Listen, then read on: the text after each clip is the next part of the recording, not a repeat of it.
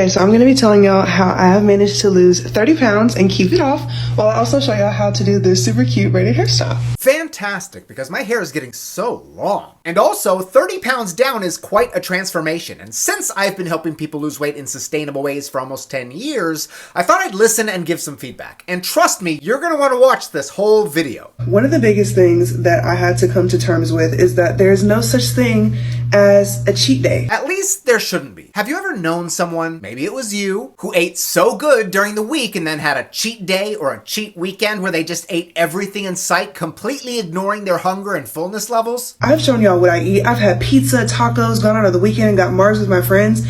I feel like it's more important to have everything in moderation than to restrict myself and say, no, Driana, you can't have carbs, you can't have this, you can't have anything sweet, anything fun, no alcohol, because then I'm just going to get discouraged and I'm not going to want to keep doing this fitness journey if I can't have any of the things that I actually like to eat. You are 1,000% correct. Cheat days are often used to completely binge eat past your limits with the self-promise that I'll get back on track tomorrow. Not only can permitted binge eating like that pull you out of a calorie deficit, which is an issue if you're trying to lose weight, it can also damage your relationship with food by reinforcing the idea that fun foods are bad. The very term cheat meal suggests that you're doing something wrong, and there's nothing wrong with eating foods that you like as long as you're not overeating them. So instead of giving yourself one day to eat all the foods, give yourself unconditional permission to eat any food, anytime. By doing that, you take back the control that food has had over you for such a long time. I also realized that it matters when you eat your biggest meal, so now I've started eating my biggest meal around lunchtime instead of dinner. I'd say this is more personal preference. Some people may find they get hungrier in the morning and prefer a bigger meal then.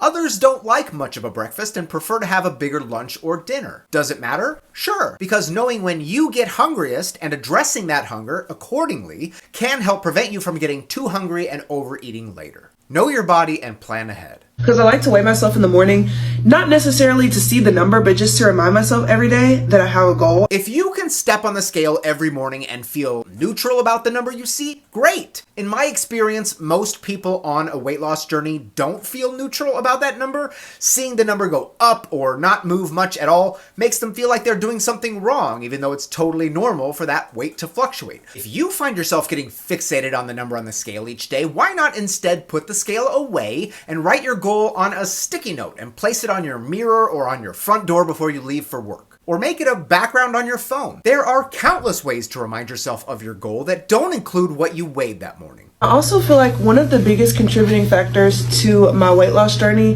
has been my workout split between weightlifting and running. Similar to earlier, this is really going to be personal preference. Take into consideration your goals and what you like to do. Find a type of exercise that you enjoy. If you like it, you'll do it more often, and consistency is the most important thing.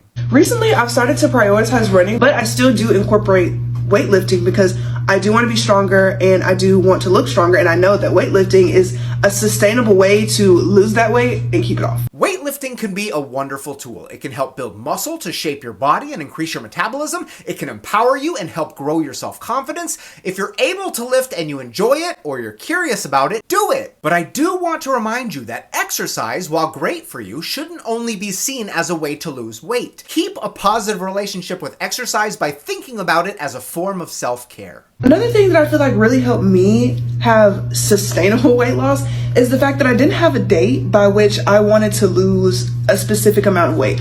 I wasn't saying like, oh, in the next 3 months I need to lose 45 pounds because I'm going on this trip and like it's really important. If you've been watching my videos, you know that one of my biggest pet peeves is when people put timelines on weight loss. I think it often sets you up for disappointment if it doesn't happen. If your deadline gets closer and you're not there yet, you might take more extreme measures. And if you tell someone else I lost X amount of weight in, say, 6 months, they're going to try and emulate that, and that may not be a reasonable time frame for them, setting them up for failure. The fact that you're not doing those things and you're just letting this be part of your lifestyle without rushing it is definitely what has helped make this sustainable for you. For me, it was just kind of like, I'm not really liking the way that my body looks and I really want to make a sustainable change. So whenever it happens, it happens. Some people are going to disagree, but I think it's okay to want to change your body some as long as you respect and appreciate the body you currently have at the same time. If you can gently say, I'm not comfortable in the skin that I'm in, so I'm going to make some sustainable lifestyle choices that could lead to change, that's a reasonable and healthy mindset to be in. And the last thing is that I have a lot of accountability. So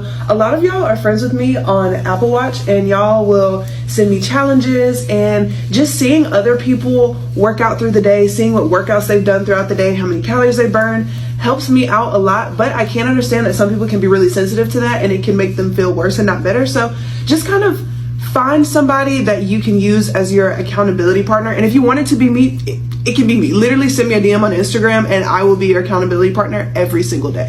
Done. Look, part of this I love and the other part I don't. The part I don't like is the one you already mentioned. Using an Apple Watch or a Fitbit to see how many calories you burned compared to someone else is no bueno. Like you said, that can often just make you feel worse about yourself. We are all at different places in our journeys. We have different body types that allow us to burn different amounts of calories, and those calories burn metrics on your watches and phones aren't accurate to begin with, so you should really stop looking at them. The part I loved is when you talked about accountability and support during a fitness journey, which I agree is so important. That's why I have a support group for my clients. It's a pillar of my coaching program. It's literally the difference between feeling like you're alone on this journey or feeling like you're part of a collective community that loves and supports you. That makes a huge difference. Oh, but I didn't learn a single thing about braids.